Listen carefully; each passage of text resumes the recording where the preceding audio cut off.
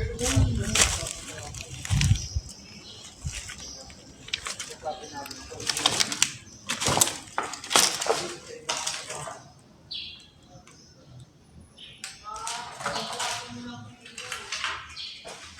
nga pala guys yung nakuha namin foreclosed na property dito sa Tansa, Cavite, Springtown. So ngayon maglilinis na tayo. Ito. So hindi naman basag-basag yung salamin, okay lang naman. Ito sa taas tayo, aakit tayo guys. Ayan, yung sa ng kuryente may nakaabang na. So ito yung taas. So ito. So makikita talaga natin na hindi talaga siya natira ng dating may-ari. No? So lilinisin lang natin to.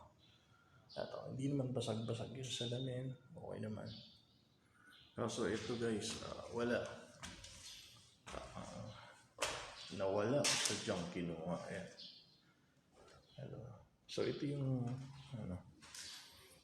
ito yung likod natin. Ito yung kusina natin, CR ito.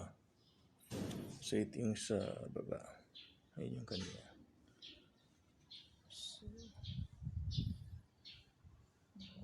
Okay, kayang akyatin dito sa gilid.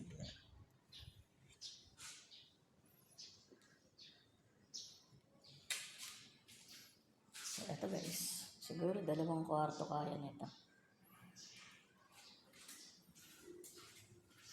Tapos ito yung kagandahan kasi ito yung salamin.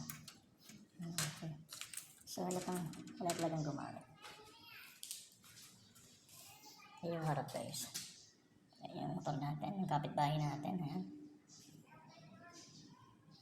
Ayun yung motor natin. Ito yung harap natin, so lilinisin natin yan. Marami pa tayong panahon na i-google dyan yan. So always, update ko kayo sa next video.